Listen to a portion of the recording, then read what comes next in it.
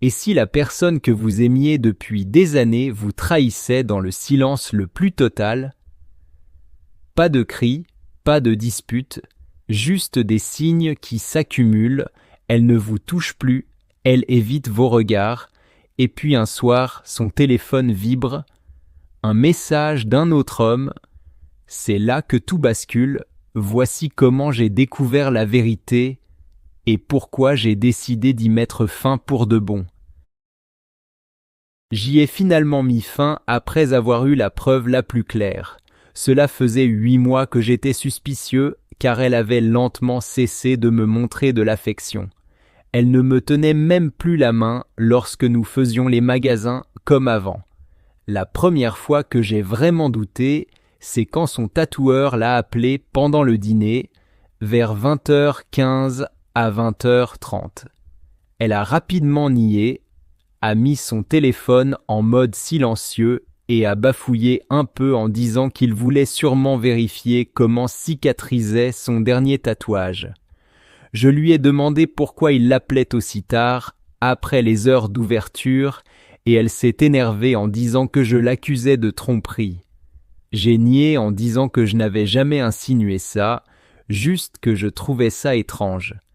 Elle s'est mise en colère et j'ai dormi sur le canapé pendant 1 semaine. Vers la fin de cette semaine-là, j'ai vu des notifications sur son téléphone, juste l'aperçu des messages, avec des textos de lui, des messages inappropriés sur son corps et des « tu me manques ». Elle ne l'a jamais repoussé ni bloqué. J'ai alors vraiment cru qu'elle le voyait en cachette, mais j'ai fait comme si de rien n'était, pour qu'elle ne m'accuse pas d'espionner son téléphone. La goutte d'eau? Je suis allé chez elle pour le week-end, on ne vivait pas ensemble, on alternait les week-ends, et je suppose qu'elle a oublié de changer son fond d'écran. En déplaçant son téléphone pendant que je me rasais, j'ai vu une photo de lui avec la légende « Je t'aime tellement ». Je l'ai confrontée, elle m'a traité de parano, jusqu'à ce que je lui montre la photo que j'avais prise avec mon propre téléphone. Elle est restée silencieuse. Quand je me suis retourné pour commencer à faire mes bagages, elle s'est mise à pleurer et m'a dit « Qu'est-ce que tu vas dire à ta famille ?» J'ai répondu « La vérité, mais tu ne devrais même pas t'en soucier, si tu t'en étais soucié, tu ne m'aurais pas trompé. » Quand je suis parti de chez elle, elle a eu l'audace d'envoyer un message dans le groupe familial disant qu'elle les aimait, qu'elle ne ferait plus partie de leur vie, sans donner d'explication. J'ai dû expliquer toute l'histoire à ma famille en conduisant, à 2 doigts de pleurer. Cela fait 3 jours, je tiens le coup. Aujourd'hui, je ne travaillais pas et c'était terrible. J'ai fait du sport pendant 2h30, puis je suis resté là à écouter de la musique, me demandant ce que j'aurais pu faire pour qu'elle me reste fidèle. Je ne sais pas quoi faire d'autre, à part aller au travail, faire du sport et dormir suffisamment. Mise à jour, ma cousine, dont j'ai parlé dans des réponses, travaille avec l'ex de ma copine. Il lui a dit qu'elle l'avait trompé et que c'est pour ça qu'ils s'étaient pas séparés. Ma cousine a gardé un œil sur leur compte Facebook et ce matin, elle a découvert qu'ils sont maintenant officiellement en couple. J'ai envoyé la capture à ma famille, à nos amis communs, et mes meilleurs amis laissent des avis négatifs sur le salon de tatouage qu'ils co-dirigent. J'espère que ça les fera couler. Mise à jour 2, elle m'a envoyé un message pour dire à quel point elle se sent mal, qu'elle est une horrible personne. Elle a dit qu'il ne savait rien et que lorsqu'elle lui a dit, sa seule inquiétude était de savoir si on était vraiment séparés ou juste en pause. Elle n'arrêtait pas de s'excuser et disait qu'elle n'avait pas voulu me faire autant de mal. Je lui ai simplement répondu que depuis 1 semaine et demie, j'ai l'impression de vouloir vomir chaque seconde de la journée et qu'un désolé ne réparerait rien. Ensuite, je l'ai bloqué. Le voyage entre filles a peut-être tourné à une tromperie. Je ne sais pas faire de résumé, alors excusez-moi si c'est un peu long. Ma copine est partie en voyage entre filles et l'une de ses meilleures amies m'a appelé pour me dire qu'elle m'avait trompé. Cette amie n'a pas pu me fournir de preuves. J'ai confronté ma copine, elle a nié et m'a demandé pourquoi je ne lui faisais pas confiance. J'ai demandé le numéro de téléphone d'un des gars en question. Elle me l'a donné, mais j'ai ensuite découvert que c'était le numéro d'une autre de ses amies. Quand elle est allée le bloquer, elle a supprimé le contact, et quand j'ai demandé pourquoi le numéro était différent, elle n'a pas su répondre clairement. J'ai 23 ans, elle aussi, et nous sommes ensemble depuis 3 ans. Le mois dernier, elle a commencé à être distante. Plus de baisers, plus de contacts physiques. Quand je lui ai demandé pourquoi, elle m'a dit que c'était à cause de vieux messieurs au travail qui la draguaient tout le temps.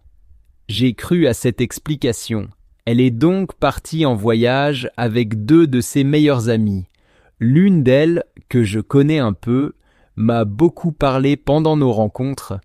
Avant que ma copine ne rentre, elle m'a demandé de ne pas venir la voir, qu'elle avait besoin de se reposer après ce séjour fatigant. Rien d'alarmant à ce moment-là. Plus tard, elle m'a appelé et m'a rejoint chez mes parents. On a mangé ensemble, regardé un film, puis nous sommes allés chez elle. Alors que j'allais prendre une douche, cette fameuse amie m'a écrit pour savoir si j'avais des projets. Je lui ai dit que je prévoyais de demander ma copine en mariage le week-end suivant, car j'avais 3 jours de repos. C'est là qu'elle m'a dit qu'elle avait quelque chose d'important à me dire et m'a appelé. Elle m'a confié qu'en voyage, ma copine leur avait raconté avoir fait une fellation à un collègue pendant une pause au travail et qu'elle hésitait à aller plus loin avec lui. Elle avait prévu d'aller le voir à un de ses spectacles la semaine suivante, mais elle hésitait parce qu'elle m'aimait. Cette amie s'est excusée en pleurant, disant qu'elle ne pouvait pas rester silencieuse en sachant que je m'apprêtais à faire une demande en mariage. Elle savait que j'avais la bague. Elle m'a aussi dit que ma copine n'avait pas encore décidé si elle devait bloquer ce gars ou non. On a terminé l'appel. Je suis sorti tremblant de la salle de bain, j'ai pris le téléphone de ma copine, elle s'est levée brusquement, me l'a arraché et a commencé à faire des manipulations. Je lui ai demandé qu'on parle dans sa chambre, j'ai évoqué le gars et un autre qui lui envoyait des photos nues. J'avais vu les notifications, mais elle disait que c'était juste pour avoir ses horaires de travail. Elle a tout nié en me demandant qui m'avait raconté cela. Chaque fois que je demandais à voir son téléphone, elle esquivait et voulait juste savoir qui m'avait parlé. Quand elle me l'a finalement donné, tout avait été effacé. Je suis sorti, je suis allé dans la voiture, garée dans son jardin, incapable de conduire. J'ai rappelé son amie pour demander plus de détails. Elle m'a dit que ma copine parlait avec ce gars d'un livre sur le BDSM. Elle m'a donné le nom du livre, m'a dit que la conversation avait continué par message. Elle m'a aussi dit que, quand elle avait demandé à ma copine si je regardais son téléphone, elle avait répondu non, que je ne m'en servais que pour m'envoyer ces jolies photos. Rien de sexuel, juste des photos qui me faisaient du bien. Elle n'avait pas de preuves car les messages étaient sur Snapchat, donc non sauvegardés. Elle pleurait encore, puis on a raccroché. J'étais perdu. Ma copine est sortie pour me parler, on a roulé ensemble en voiture. Elle m'a dit que rien de tout cela n'était vrai. Je voyais qu'elle avait pleuré.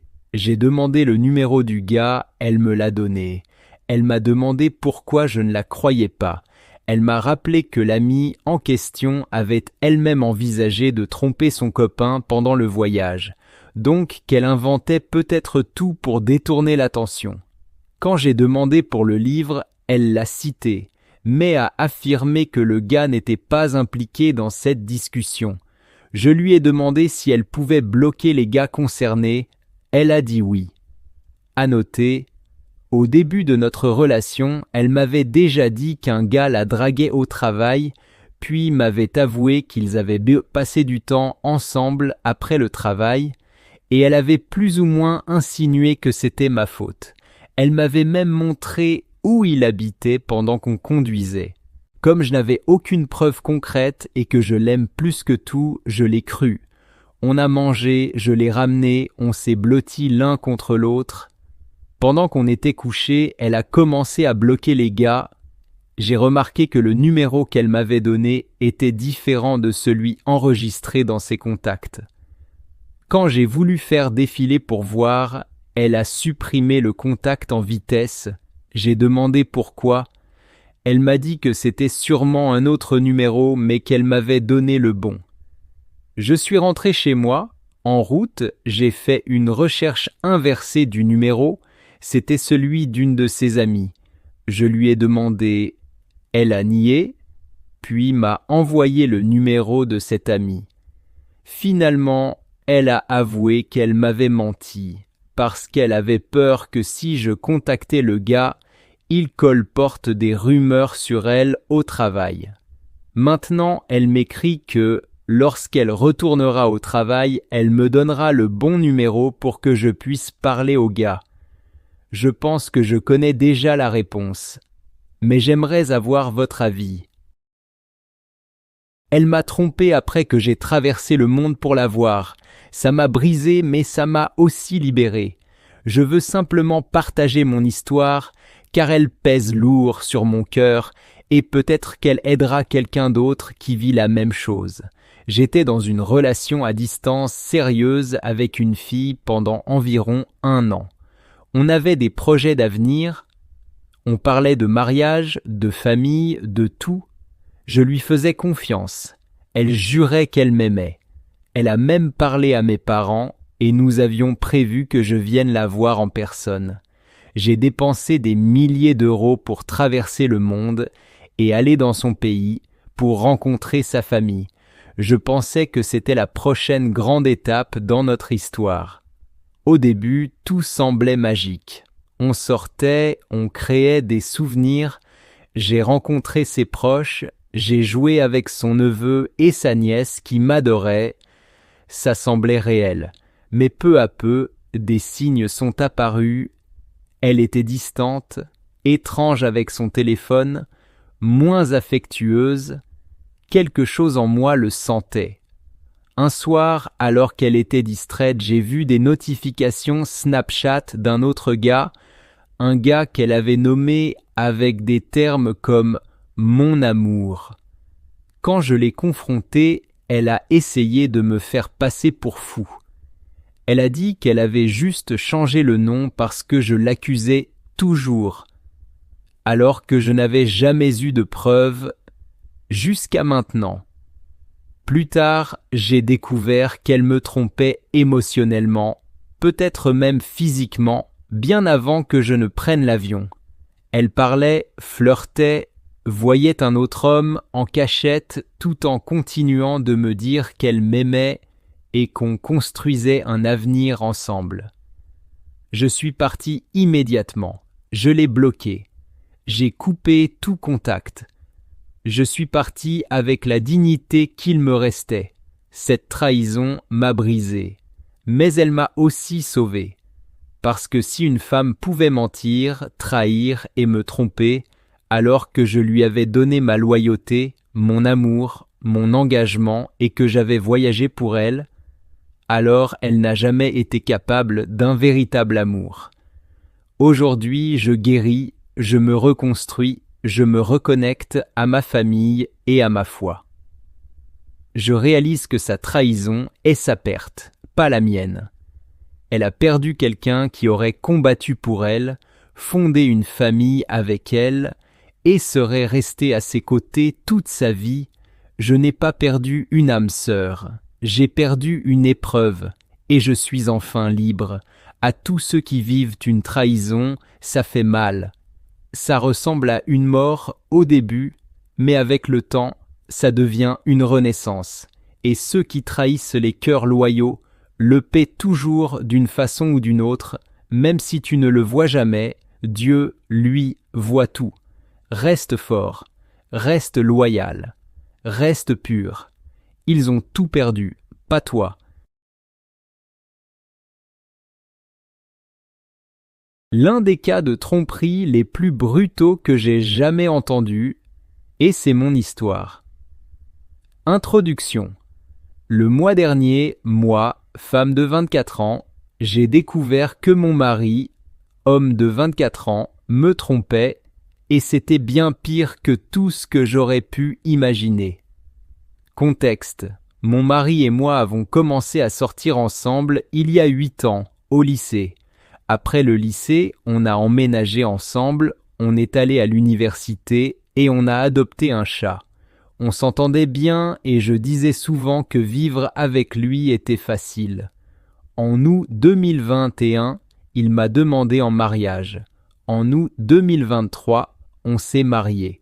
Après le mariage, on était enfin assez stable financièrement pour acheter notre propre logement. On a acheté un condo au printemps 2024, la trahison. Mais en juillet dernier, j'ai découvert sur l'une de nos caméras de sécurité à domicile que mon mari couchait avec une amie proche.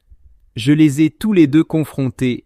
Mon amie, femme, 23 ans, je la connais depuis 2018, a nié en bloc, alors j'ai raccroché. Ensuite, j'ai appelé mon mari et il a fini par tout avouer. Il me trompait avec elle depuis juillet 2023, soit un mois avant notre mariage. Il m'a dit qu'ils couchaient régulièrement ensemble, qu'ils s'envoyaient des sextos et des nudes. Certaines fois, il faisait ça alors que j'étais dans la maison. La vidéo que j'ai vue datait de la veille. J'étais simplement sous la douche. Mon mari avait honte, il pleurait, il voulait rester avec moi, disait qu'il me trouvait plus attirante et qu'il m'aimait. Mais je savais que je ne pourrais pas vivre avec ça. Une semaine plus tard, j'ai découvert encore pire. Il m'avait encore menti. Il me trompait avec elle depuis juin 2021. Oui, c'est bien ça, 2 mois avant sa demande en mariage. Il me trompait depuis plus de 3 ans. Et ce n'est pas tout, il avait aussi payé des travailleuses du sexe et consommé du porno payant. J'ai aussi découvert qu'il disait à mon ami qu'il l'aimait, non pas parce qu'il le pensait, mais juste pour obtenir plus de sexe d'elle. J'ai aussi découvert que cet ami parlait dans mon dos depuis environ 3 ans, disant que mon mari méritait mieux que moi. C'est abominable. Je n'arrive pas à croire que ce soit ma vie. Il y a encore plus à dire, mais ça couvre déjà les parties principales. Tu te demandes peut-être, est-ce qu'il y avait des signes qu'il te trompait ? Pas vraiment. En fait, il est très bon pour manipuler.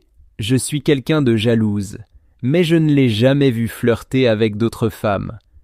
Quand ils passaient du temps ensemble, je m'inquiétais et je lui demandais s'il se passait quelque chose et il disait toujours « On est assis à 1 mètre l'un de l'autre ». Je ne voyais pas d'inconvénient à ce qu'ils passent du temps seuls avec elle, car ils allaient faire de l'escalade et m'envoyaient des photos. Je suis bisexuel et j'ai plein d'amis mecs et nanas, donc je ne voulais pas l'empêcher de passer du temps avec elle.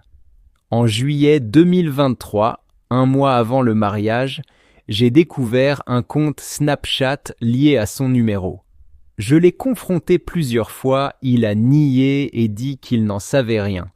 Il m'a même envoyé un article parlant de vol de numéro de téléphone, puis il m'a accusé d'essayer de créer des disputes parce que j'ai un TDAH et que j'aime me disputer. Ce moment-là était le plus gros signal d'alerte et je regrette de ne pas avoir creusé plus. Mais je lui faisais confiance. Il agissait toujours comme s'il était fou amoureux de moi. Maintenant, je sais que ce compte lui appartenait et il l'utilisait pour lui envoyer des messages. À part ça, il n'y avait aucun signe. La plupart du temps, quand elle venait chez nous, c'est moi qui l'invitais. Donc pourquoi me méfier? Il ne semblait ni pas flirter, ne s'asseyait ni pas près, et il se plaignait même d'elle avec moi. On essayait souvent de l'aider avec sa vie chaotique, mais elle ne suivait jamais nos conseils, donc on s'en plaignait souvent ensemble. Alors peut-être que je lui faisais trop confiance, mais jamais je n'aurais imaginé que ce soit aussi grave. Avant juillet 2023 et ce compte Snapchat, il n'y avait vraiment aucun signe. 0. Conclusion. Je sais que mon ex-mari et mon ex-ami ont de gros problèmes de santé mentale. Même si je ne suis sûrement pas parfaite, je les ai énormément soutenus, je les ai aidés en les conduisant quelque part, en leur payant à manger, en leur offrant des mots gentils, en les aidant à prendre des rendez-vous, en nettoyant chez eux, etc. J'ai fait bien plus que ce qu'on aurait pu attendre de moi. Et malgré tout, ils ont pu me trahir de cette façon.